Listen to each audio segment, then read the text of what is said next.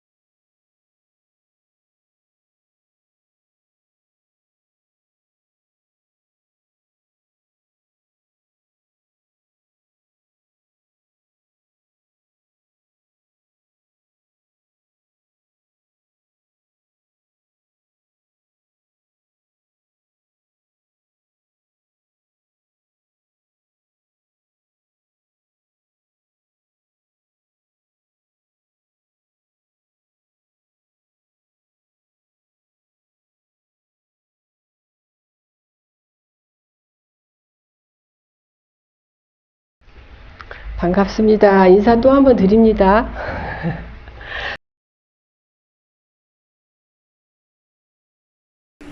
법문을 할 때는 표정을, 눈도 보지만 표정을 봐야, 아, 내가 지금 조금 서로가 소통을 하고 있구나 하면서 이제 아주 신명이 더 나는데, 그런 부분이 없어서 좀 아쉽습니다. 그렇지만 또 어쩔 수 없죠. 저 이렇게 법회를 갖는 것도 실은 참으로 조심스러운데, 그래도 이제 할 수 있다는 것만 해도 저희가 감사하니까요. 대신 저랑 눈을 잘 맞춰주세요. 네. 지금 저희가, 무슨 기간이에요?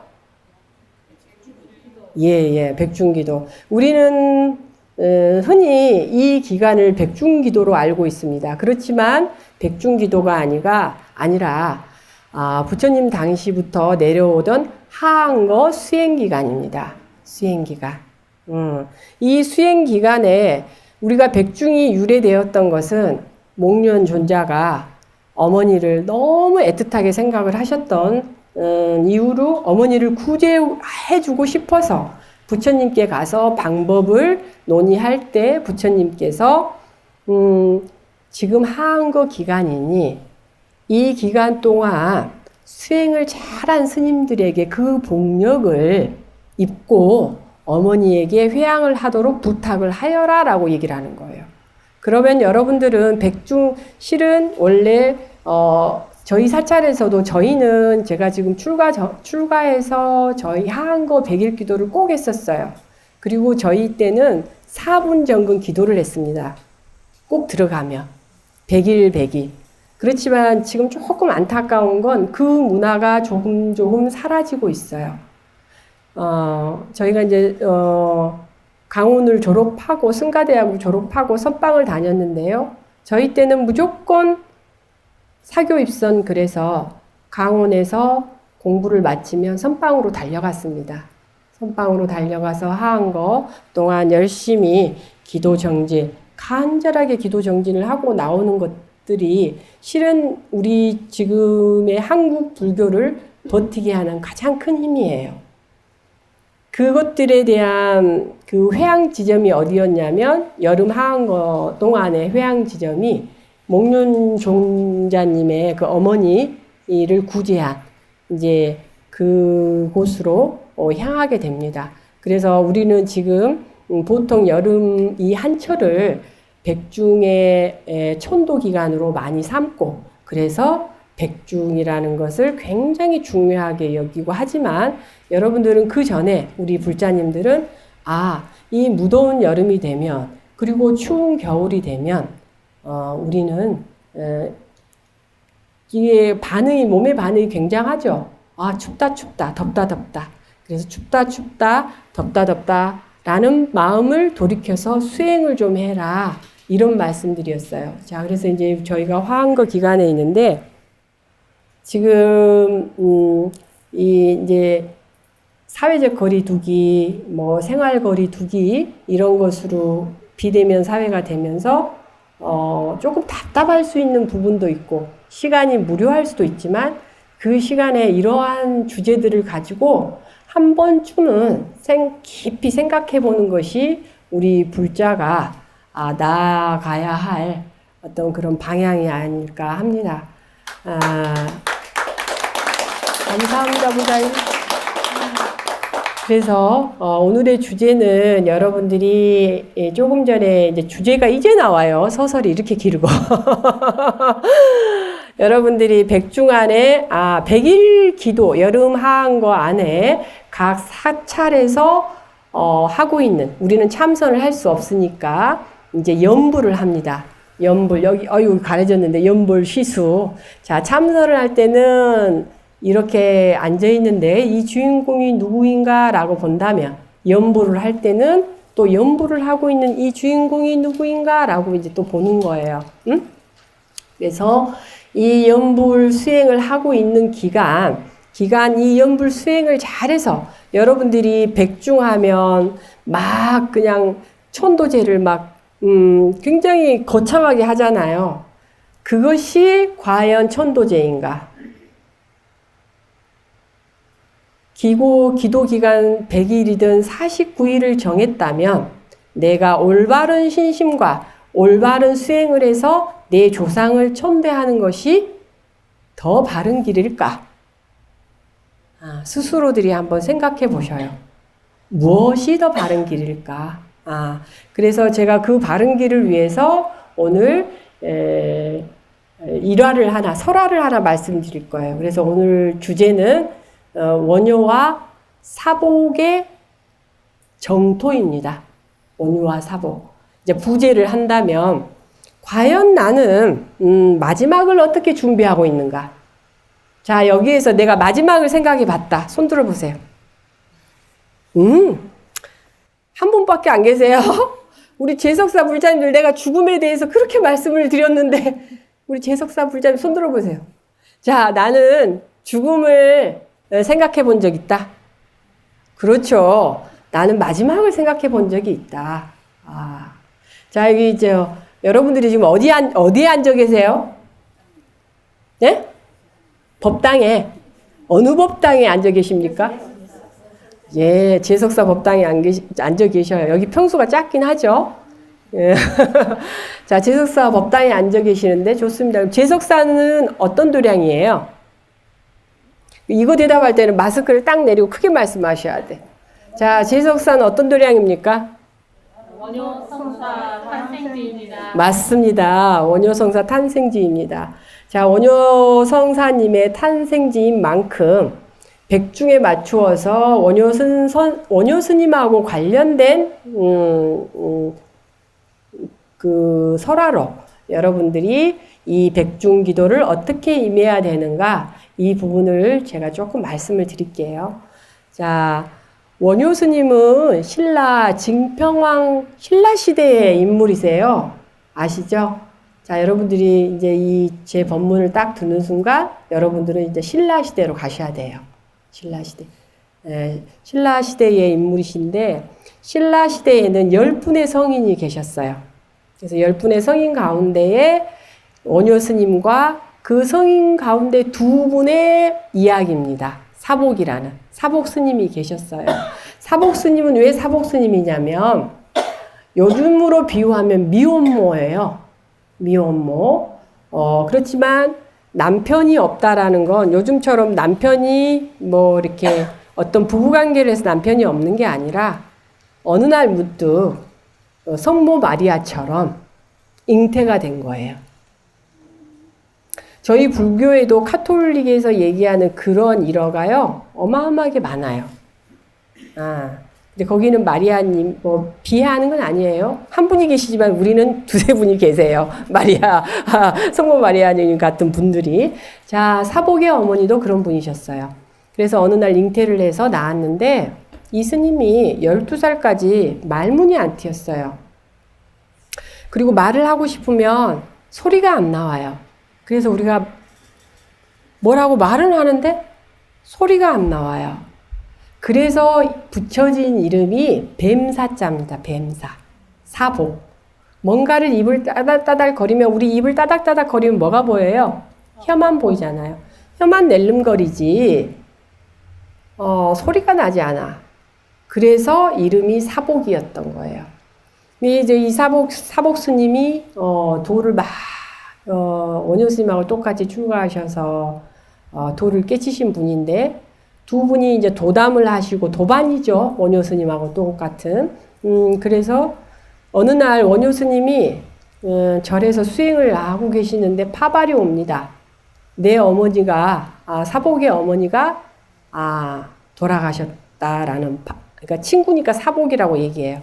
사복 스님의 어머니가 돌아가셨다라는 그러한 전달을 받았습니다. 그래서 사복 스님이 머무는 절로 가게 돼요. 사복 스님 머무는 절에. 가셔서 보니까 사복 스님이 그러는 거예요. 어머니는 온데간데 없고, 어머니 시신이 앞에 있어야 되잖아요. 근데 온데간데 없어요. 어머니 시신은 없고, 그러면서 원효 스님한테 평생 경을 실었던 암소가 죽었다. 평생 경을 실었던 암소가 죽었으니까 우리 함께 그냥 장사나 지내러 가세 그래요. 장사나 지내러 가세. 그래서 원효 스님은 아무 말씀 없으시고 이제 장사를 지내러 어느 산에 갑니다. 산에 가는데 딱 산에 가보니까 뭐가 있어요? 에? 뱀? 사복 스님이 뱀으로 태어나시기 그래서 뱀이지. 뱀과 비유됐던 거지 뱀이 있는 게 아닙니다.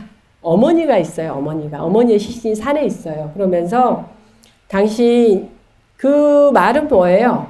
평생 경을 싣고 다녔던 암소. 자, 숫소 암소는 이제 성별이 구분이 되죠. 경을 실었다는 말은 뭘까요? 늘 경전을 수지독송했다는 말이에요. 수지독송이라는 말 아시죠? 가져 지니고 독송했다. 자, 여러분들이 백중기도 동안 집에서 경전 한 편이라도 수지독송을 하셔야 천도제가 가능하다는 말이에요. 자, 이제 경전을 수지독송했던 비유를 들어서 평생 경전을 이고 다녔던 암소. 그 암소라는 건 어머니예요. 그러니까 평생 성모 마리아님이 하느님을 찾아서 기도를 하셨듯이 이분도 부처님을 믿고 늘 경전을, 부처님의 말씀을 수지독송을 했다. 근데 경전의 말씀이라는 것이 여러분이 꼭 책 한 권이 경전의 말씀은 아닌 거예요. 오늘의 주제를, 그리고 오늘의 부처님 비유를 들었던 경전의 한 구절이라도, 또는 스님이 이야기한 그 한 몇 마디라도 이것이 참으로 옳습니다, 진리입니다 라고 생각하는 부분을 내 가족 또 내 이웃에게 알렸을 때 그게 수지독송이라 라고 얘기를 해요. 그것이 여러분들이 다 실어 날랐던 건 오늘 내 귀로 들었고, 그리고 내 입으로 많은 사람들에게 전달을 하고 다녔다는 얘기예요.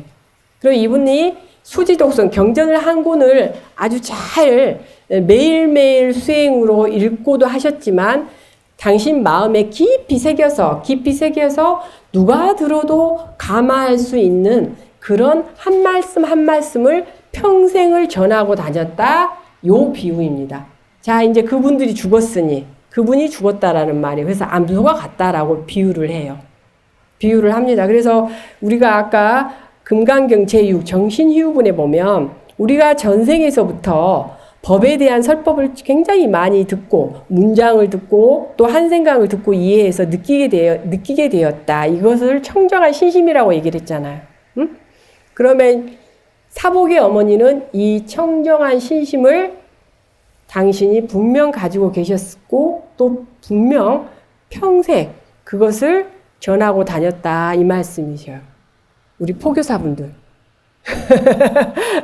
그래서 평생 전하고 다니셨다. 그렇지만 불법의 이치에서는 우리가 봤을 때 아상이상, 중생상, 수자상 그렇지 않습니까? 그래서 이것이 인간의 몸이든 축생의 몸이든 중요한 것은 그러한 성근 종자가 굉장히 중요하다 해서 암소 표현을 하지 않았을까 저는 그렇게 생각합니다. 근데 암소가 죽었다라고 해서 무척 가보니 딱 가보는데 어머니 시신이 그 숲에 있는 거예요. 그래 사복스님이 원효스님에게 이제 마지막 가기 전이니까 한번 포사를 한번 해주세요 그랬어요. 쉽게 얘기하면 수계를 다시 수계를 받는다는 건 다시 한번 경각 다시 한번 깨우쳐 보는 거거든요. 저희가 스님들이 머리를 한번 만져보는 거랑 똑같아요. 나 불자구나. 나 스님이구나. 나 출가한 스님으로서 정말 부처님 앞에 그리고 우리 불제자들 앞에 어떻게 당당하게 신심 있게 살아야 되구나라는 것을 다시 한번 되새기는 게 수계입니다. 수계. 그래서 이제 원효 스님이 이제 그 마지막 수계를 주셔요. 그러면서 하시는 말씀이 참 태어나서는 죽기 어렵구나. 또 죽어서는 다시 태어나기 어렵구나. 이렇게 한 말씀을 하세요. 그런데 옆에 있는 사복스님이 갑자기 핀자를 줍니다. 에헤이, 원효, 뭐 말이 그렇게 길어? 그런 거예요. 그러니까 사복스님이 저 원효 스님 딱 쳐다보더니, 그냥 길어도 그냥 그렇게 하시면 되는데 또 도반이 또 한마디 했다고 다시 또 하시는 거예요.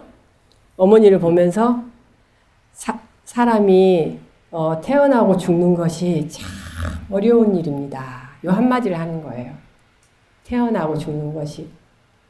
이 백중 기간 안에 다른 사찰에서도 백중을 하면서 가장 중심에 두어야 될 생각이 이 나고 죽는 것이 어렵다. 나고 죽는 것. 우리는 참 쉬운 것 같잖아요. 어려운 줄 아시겠어요? 저는 결혼을 안 해봐서 잘 모르지만 우리 그 보살님들, 여성 불자님들은 뭔가 생명을 하나 잉태하는 것이 참 어려우셨을 것 어렵죠? 경험상. 그 아이가 태어나는데 물론 산모도 어렵지만 아이도 굉장히 어렵다고 합니다. 아이도. 근데 자 여러분들 경험에 태어나는 것은 참 어렵다는 경험은 하셨잖아요? 죽는 것이 얼마나 어려운지 여러분들은 경험 안 해보셨죠? 네. 우리도 저 불자님이, 우리 노보살님이 저번에 성지순례 가시면서 제가 좀 걸음이 빠른 모양이에요. 그리고 이제 막 하는데 우리 저 노보살님께서 저한테 그러는 거예요. 스님 불러요. 제가 앞에 막 가는데, 예, 보살님. 그러니까, 스님은 안 늙어보셨죠? 그러는 거예요. 그래서 내가, 우리 저 보살님 저기 계셔요. 스님 안 늙어보셨죠? 그러는 거예요. 그래서 내가 너무 당황스럽고, 예. 예, 그랬더니, 저는 늙어봤습니다. 아니, 저는 젊어봤습니다. 제가 그 말이 얼마나 가슴에 맺혔는지 몰라요. 그렇구나. 그래, 내가 남의 사정을 이해하기가 나 참 어려운 사람이겠구나. 출가해서 애를 안 낳아봤으니, 그런 것도 남의 사정 보기도 어렵고, 결혼 생활 안 해봐서 부부관계가 얼마나 가정을 이끌고 나간다는 것도 힘드는 거 모르고 또 늙어보지도 않았으니 팔다리가 얼마나 힘든지도 잘 모르고 난 정말 철이 없구나. 이제 그렇게 생각을 했어요. 그러면서 출가하기 참 잘했지. 그러면서 그런데 죽는다는 것이 늙고 죽는다는 것이 얼마나 어려운 건가를 나는 오늘도 한번 생각해 봐야 되겠구나. 이제 그런 생각을 하는 아주 귀한 시간이었어요. 보살님 감사해요. 근데 자, 여러분 이제 죽는 것이 얼마나 어렵냐면 실은 제가 이제 은혜사에 이 소임을 맡고 또 제석사 소임을 맡기 전에 호스피스 현장에 있었고 또 거기서 영적 상담하는 그 상담자 역할을 할 때 호스피스라는 게 뭔지 아시죠?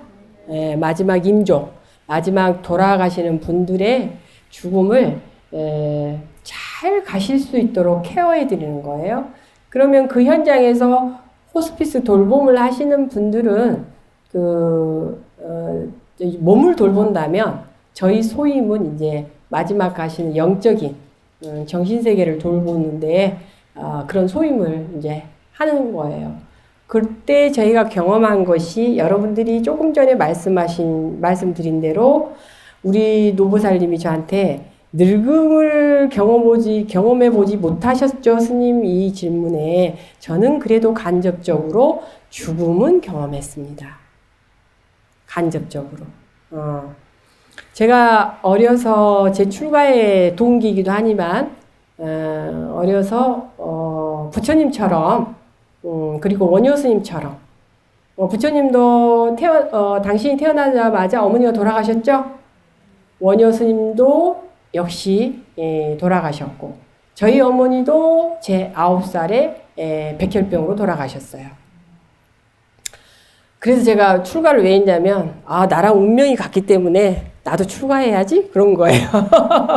죽음을 아는 사람은 부처님밖에 없었구나. 그래서 제가 출가한 거예요. 그래 이제 그러고 나서 제가 그 현장에 가보니 내가 어렸을 때 죽음을 보았던 건 눈을 감지 못하는 어머니만 봤었어요. 하얗게. 백혈병 여러분들 아실는지 모르겠지만 어머니의 창백한 얼굴을 저는 몇 년을 봤어요. 급성으로 오셨기 때문에. 그래서 저는 항상 핏기 없는 하얀 얼굴과 엄마 하면 핏기 없는 하얀 얼굴. 하얀 얼굴만을 기억해요. 그래 이제 그러고 나서 병원에서 이렇게 저희가 소임을 맡고 이렇게 보는데 죽음이 얼마나 이렇게 고통스러운가는 그 현장에서 돌아가시는 여러분들을 통해서 저희가 알 수 있었어요. 삶과 죽음이 사복 스님과 원효 스님이 말씀하신 것처럼 부처님이 말씀하신 것처럼 굉장히 어려운 일이구나. 숨이 끊어질 때요. 여러분들이 여기서 숨이 끊어지는 그 장면을 보신 분들 혹시 주변에서 어떻게 보셨어요? 문을 다 닫고 있는데 문을 갖다 끄거든요. 이거 바삭하네. 그죠. 바삭하지만은 아빠가 여기 이거 따로 있는데. 광고 하나 예. 저희 어머니도 눈 감고 가라고 저희가 쓰다듬어 드렸어요. 근데 제일 힘든 게 이제 아까 말씀하신 것처럼 마지막 호흡이 저희가 어릴 때는 저희 호흡이 어디에 가 있냐면 발바닥에 가 있어요. 발바닥. 그래서 아이들이 전기가 발바닥에 있으니까 그렇게 뛰어다니는 거예요. 그 다음에 나이가 들수록 그 다음에 어디로 가요? 응? 그러죠. 배 언저리를 갑니다. 조금 성장하면서. 그 다음에 이제 그때가 바로 성숙해지는 거죠. 여성과 남성의 이제 역할이 가는. 그 다음에 제일 마지막에 이제 나이가 들수록 어디로 가요? 가슴으로 갑니다. 가슴으로 가면서 여러분들 한 생 사시면서 우리 노보사님들 어떻게 가슴 답답한 일 많으시잖아요. 그러면서 갈수록 늘어나는 건 뭐예요? 어릴 때는 발에 화덕화덕했지만 이제는 갈수록 늘어나는 가슴이 화덕화덕하는 거지. 가슴 답답해서 갈수록 늘어나는 건 한숨. 그 한숨들이 마지막에 보면 그 한들을 버리고 가기가 그렇게 쉽지 않던 모양입니다. 그래서 마지막 가시는 분들 보면 여기가 한숨을 엄청 숨을 크게 들여셔요. 그래서 호흡이 다른 데 있지 않아요. 그래서 아마 부처님께서 늘 호흡을 간하고 단전에 호흡을 두고 아까 얘기하신 대로 목전에 호흡을 두고 마지막까지 호흡을 간하라고 하신 것이 뭐냐. 호흡이 떨어지는 순간 내가 뭘 해야 되느냐? 여러분들이 평생 사복의 어머니처럼 경전을 읽었던 그 믿음, 부처님을 믿었던 그 믿음을 갖고 극락세계에 가야 되겠구나라는 생각을 마지막 호흡이 끊어질 때까지 내 정신은 하고 있어야 한다라는 말이에요. 그래서 사복의 어머니 그리고 여기에 있는 것처럼 어떻게 했어요? 마지막 제가 가는 모습이 그렇게 힘들다라는 걸 보는 게 막 숨이 진짜 거칠게 쓰워집니다. 헉헉 하면서 완전 뒤로 넘어가요. 넘어가면서 엄청 고통스러워하고 불안해합니다. 온몸을 떨어요. 그럴 때 저희 스님들이 역할이 있고 여러분들 가족의 역할이 있더라고요. 손을 꼭 잡아줘야 되고 그때 탄식을 하면 안 돼요.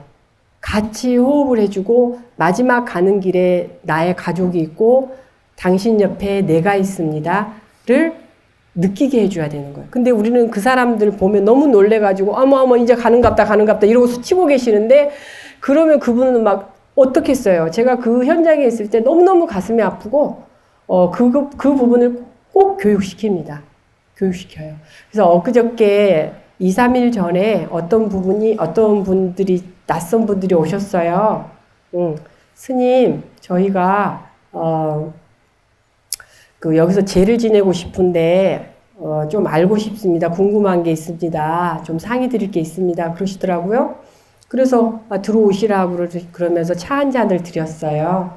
차 한 잔을 딱 드렸는데 저는 당연히 그냥 뭐 어머니나 아버지 연세가 다 들어서 가시는 분인가 보다 생각하시고 그래 누구 사식구제를 하시고 싶으십니까? 이랬어요. 그랬더니 그때 그 보살님 눈물을 콱 말칵 쏟아진 그러면서 고개를 못 드시는 거예요. 그래서 이거는 좀 심각한 죽음이구나 생각해서 제가 이제 가만히 있었죠. 그랬더니 그분이 하시는 말씀이 내 아들입니다. 내 아들인데 지금 20살입니다. 근데 이제 암으로 이제 한두 달밖에 못 산다고 합니다. 그래서 아들을 이제 죽음을 준비해야 됩니다. 우리 아들의 죽음을. 그러니까 제가 갑자기 눈물이 막 쏟아지는 거예요, 저도. 제가 옛날에 병원에 있을 때, 17살짜리 애를 보낸 적이 한 번 있거든요. 그 아이가 죽었는데 새파랗게 돼서 죽었어요. 그러니까, 이 아이 죽음을 보려고 한 게 아니라, 제가 만질 때까지도 이 아이는 호흡을 하고 있었어요. 그래서 저랑 눈 마주치면서 조금 더 스님이 다음 주에 올 때까지 기다릴 수 있어. 막 눈을 깜빡거렸거든요. 그리고 제가 복도에 나서는 순간 병원에서 갑자기 비상 사태일 경우 방송을 합니다. 막 무슨 내과 누구누구 막 호출을 해요. 호출을 딱 하는데 기분이 제가 묘한 거예요. 다시 걸음을 뒤로 하고 딱 가는데 그 아이가 파란 상태로 눈뜬 상태로 죽은 거예요. 그래서 제가 저희 어머니하고 오버랩이 딱 되어서 그 엄마는 그 자리에서 기절해버렸고 그러니까 조금 전에 저랑 눈을 마주치면 어떤 아이가 그때 그 보호자분 부모님도 계셨거든요. 제가 나와서 참 얼마 되지 않은 사이에 이 아이가 숨을 거칠게 막 쉬더니 그냥 헉헉 하더니 간 거였던 거예요. 그래 이제 와서 보니 저도 억장이 무너지고 그 엄마는 그 자리에서 기절하시고 아빠는 어떻게 해야 될 줄 모르고 그리고 의사 선생님 그 아이를 돌보던 그 의사 선생님은 갑자기 와서 이 사태를 보면서 수습하다기보다 저는 의사 선생님이 TV에 가서 봤지 콧물을 흘리면서 우는 거 처음 봤어요. 나 진짜 사람이 그렇게 콧물이 이렇게 줄줄 흐른다는 거 처음 봤어요. 당신이 너무 애처롭게 돌보던 이 아이가 갑자기 죽어놓으니까 그 의사 선생님도 벽에 대고 막 우시는 거예요. 헉거리면서 우시고 막 병원이 난리가 난 그 병실이. 그래서 이제 그 순간 정신 차려야 될 사람은 저밖에 없더라고요. 저밖에. 그래서 이제 아이의 눈을 감겨주는데 그렇게 시신이 빨리 식을 줄 몰랐어요. 눈을 이렇게 감겨주고 제가 이제 광명진원도 하고 축원도 하고 이제 제 손이 뜨겁잖아요. 시신은 차갑거든요. 이렇게 해서 눈을 뜰 수 있을 거라고 생각하고 손을 떼면 다시 눈이 옛날 인형들 아시죠? 옛날 인형. 처음에 왔을 때 눈을 눕히면 눈 감고 앉으면 다시 하듯이. 눈을 다시 또 부릅뜨고. 그래서 그 아이를 눈을 감겨주는데 한 20분이 걸렸습니다. 20분. 진짜로. 내 뜨거운 손으로 계속 하고 또 다시 하고. 그래서 20분이 걸리고 20분 걸리는 동안 그 사이에 어머니는 깨어나고 그러면서 수습이 가능했거든요. 이제 그 경험이 있어서 이 엄마가 와서 그 얘기를 하는데 갑자기 제가 이제 눈물도 나고 그래서 그 얘기를 해드려야 되겠다 싶어서 제가 조금 전에 경험한 죽음을 준비하는 자세를 이 보살님께 말씀을 드렸어요. 그랬더니 이 보살님이 누구 소개로 그냥 그 절에 가면 절이 야담해서 큰 절 가는 것보다 낫지 않겠냐. 나중에 자식을 보내고 나면. 그냥 그렇게 단순하게 생각하고 왔는데 감사합니다 하고 가시더라고요. 그래서 제가 그때도 지금과 같은 당부를 드렸어요. 마지막 가는 길에 엄마의 사랑이, 그때가 제일 중요하니까 숨이 넘어갈 때 너무너무 고통스러워하고 죽음이 쉽지가 않더라. 우리가 지켜보는 그 모습이. 그러니까 그 마지막에 어머니는 꼭 호흡을 같이 해주시고, 손을 차갑잖아요. 그러니까 이 따뜻한 온기를 끝까지 느끼게 해주셔야 된다고. 그래서 그것이 아이가 눈을 감더라도 그 1시간 동안은 절대 움직이지도 말고 눈을 감았다 해서 바로 하시지도 말고 여유를 갖고 한참 손을 잡아주시고 기도해 주시고 하시라고 그랬더니 그 보살님이 그렇게 꼭 하겠노라고 그렇게 하고서 가셨어요. 그리고 나서 자기 아들이 가기 전에 한번 스님 모시고 아이 데리고 한번 스님 뵈러 올게요 하고 이제 가긴 갔습니다. 돌아갔습니다. 자, 이것처럼 제가 아까 말씀드린 것처럼 저는 늙음은 경험해 보지 못했지만 간접적으로 죽음을 보니 원효 스님과 사복 스님의 이 일화처럼 죽음은 그렇게 쉽지가 않더라. 그리고 지금 백중 기간에 우리가 이렇게 천도제를 한다 해도 그 역시라도 쉽지가 않더라. 그래 평생 닦아도 쉽지가 않더라. 쉽지가 않더라. 자, 이제 그래서 그 수계가 마치고 나면서 사복이 얘기합니다. 자, 이제 보내주어야 될 시간이 되었네 라고 하니 원효 스님이 그 시신이 있는 데에서 풀 한 자락을 딱 뽑았어요. 뽑는 순간 땅이 반으로 그대로 갈라졌어요. 땅이 갈라지자마자 사복 스님이 그 어머니를 안고 땅 안으로 사라졌습니다. 이게 일화예요. 실화예요, 실화. 사복 스님처럼 내가 내 부모를 천도하려면, 목련 존자처럼 내 부모를 천도하려면 100일의 기도가 굉장히 중요하고, 그리고 평상시에 그러한 신심이 굉장히 중요합니다. 그래야 어느 시기에 우리는 필요할 때 그것을 사용할 수가 있어요. 여러분들 보면 결혼하시고 나서 첫 번째 하는 게 뭐예요? 결혼하고 설계하시면서, 아니 질문이 조금 애매한가 보다. 그냥 질문이 아니라 제가 이제 결혼하시고 다른 분들 얘기 들어보니까 집장만 해야 되고 아이 교육시켜야 돼가지고 적금부터 들더라고요. 그리고 결혼하면 첫 번째 돈부터 어떻게 해. 우리가 이 경제가 중요하잖아요. 코로나로 위험해지긴 했지만 돈이 중요하잖아요. 이 세상을 살아가는데 이 자본주의에서 돈이 굉장히 중요하잖아요. 자, 여러분들이 이 몸뚱이를 운영을 하고 이 몸이 만나서 해야 될 아이들, 이거 다 몸뚱이에서부터 나온 거잖아. 이게 굉장히 중요해. 자, 이제 불교를 마음이라고 해. 마음은 여러분들은 결혼하면서 적금 든 건 마음의 적금은 뭘 두셨어요? 자, 이제 우리가 어머니가 돌아가시면 우리 집에서 다 요즘에 다 그렇게 하잖아요. 내 갈 것은 준비해놨다. 그래, 우리 보살님들이. 자, 갈 것을 준비해놓으면 수의도 준비해놨어. 그 다음에 장례식비 준비해놨다라고 얘기를 하시는 거잖아요. 자, 학비 준비하고 장례식비 준비해. 그리고 우리 형제들 뭐 합니까? 우리 어머니 돌아가시기 전에, 자, 얼마 이제 안 남았다. 한 60쯤 되면, 야, 걔 모아라. 장례 준비하자. 그렇게 하시지 않아요? 그렇지만, 자, 우리 어머니 60쯤 돼서, 우리 형제들 모여봐라. 장례 준비하게. 그러면서 우리 형제들이 우리 어머니 가시기 전에 모여서, 어떻게 어머니 천도를 어떻게 할 것인가, 그리고 어떻게 세상을 바르게 살 것인가, 이런 적금 들어본 적 있으세요? 크게 있다고 그러셔요. 거짓말이라도. 그리고 나서 또 우리 아이가 태어났어. 우리 아이가 대학까지 보내기 위해서 우리 얼마씩 쪼개서 합시다. 집 마련하기 위해 합시다 했지만 우리가 마지막 죽음을 위해서 매일 아니면 한 달에 한 번씩 무엇을 해도 좋습니다. 적선한 적 있으세요? 없으시잖아. 근데 여러분들 알고 보면 아까 제가 말씀드렸듯이 돌아보면 있어요. 주변에 친절한 마음 한 번씩 있으셨잖아요. 그렇잖아요. 우리가 주변에 얼마나 친절하게 누군가에게 밥 한 번도 산 적 있고 누가 필요하다면 김치도 담아줄 수 있고 그렇게 사셨잖아요. 그런 것들이 알고 보면 전생에 이런 성군 종자예요. 성군 종자인데 우리는 뭐 별도로 필요하다고 하지만 중요한 거는 그런 것들이 소중한 건지를 잘 알지도 우리는 몰랐다 이거죠. 오늘 제석사에 와서 그것도 중요하다는 걸 알았다 이거잖아요. 그래서 여러분들 그런 적금을 들어본 적이 없다면 지금도 늦지 않았어요.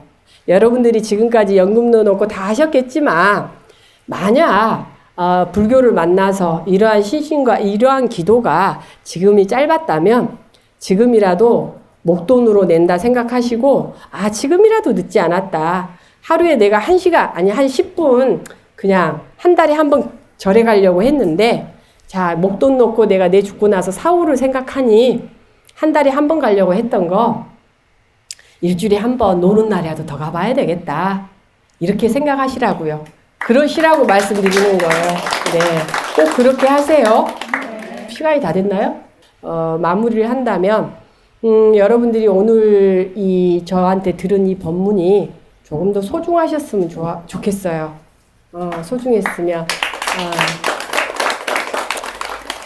불교를 좀 더 사랑해 주셨으면 좋겠고 또 BTN 붓다회 이거 동참하셔서 BTN이 앞으로 이러한 영상 포교, 미디어 포교에 앞장서는 그러한 방송사가 되도록 여러분들이 응원도 좀 해주셨으면 좋겠고 자 그래서 여러분들이 마지막 경전의 말씀처럼 가져가셔야 될 것이 전 딱 2개만 가져가라고 말씀드리고 싶어요. 제가 이 앞에 한 얘기는 스님이 한 얘기는 그냥 다 잊어버리셔도 괜찮아. 그렇지만 딱 2가지만 있으면 저희가 옛날에 공부할 때 어른 스님들이 그래요. 야 너는 2가지만 가슴에 새겨라. 무엇을요? 간절 절자, 정성 성자. 요 2가지만 가슴에 새겨라. 응? 가슴에 평생.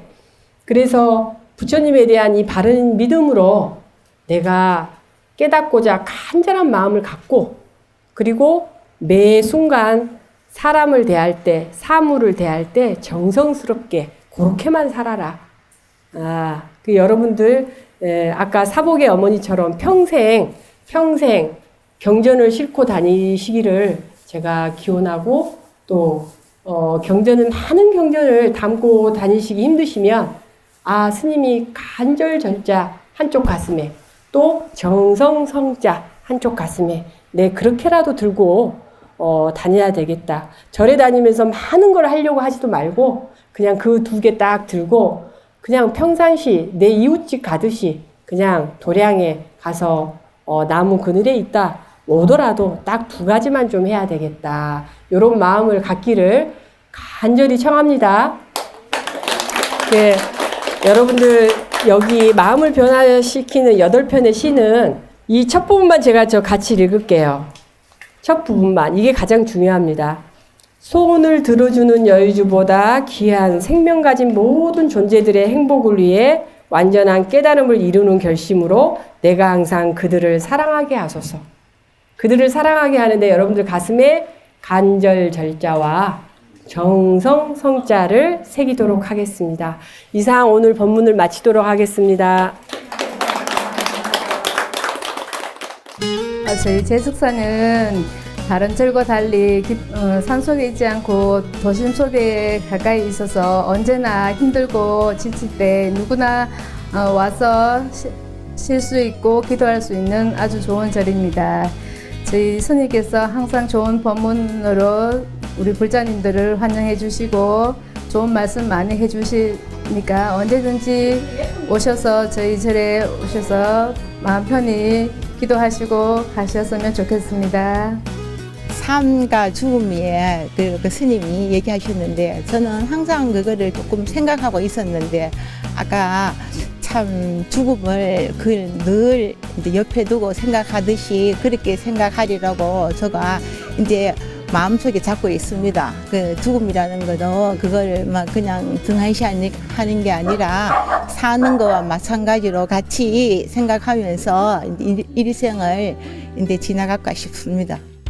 우리 스님은 첫째 너무나 학승이시고 또 호스피스를 또 하셔서 늘 죽음에 대한 그런 경건한 마음과 늘 어떤 삶에 대해서 성찰하는 그런 배움을 주시는 분입니다. BTN은 늘 집에서 공부하는 정말 좋은 동반자입니다. BTN 많이 지원해 주시고 응원해 주십시오. 화이팅! 네, 오늘 제석사 주지스님의 법문을 듣고 저도 눈물을 흘렸는데요. 사복스님과 그 사복스님의 어머니에 관한 말씀을 들으면서 또 어머니 생각도 하게 됐었고 백중기도 기간 중에 정말 뜻깊은 법문을 듣게 돼서 너무 오늘 이 자리에 함께해서 행복했습니다. 하나의 물방울이 모여 또 큰 강을 이루고 또 그 큰 강이 또 바다를 이루어서 한 맛을 이루듯 여러분들이 소중하게 동참하는 그 우리 손을 한번 얹어 주시기를 바라는 마음, 펜을 한번 들어서 동참해 주시면 그것이 아마 이 시대의 세계와 소통이 되어서 우리 한국 불교 역시나 세계에서 큰 모범이 될 수 있는 큰 자원이 되지 않을까 싶습니다.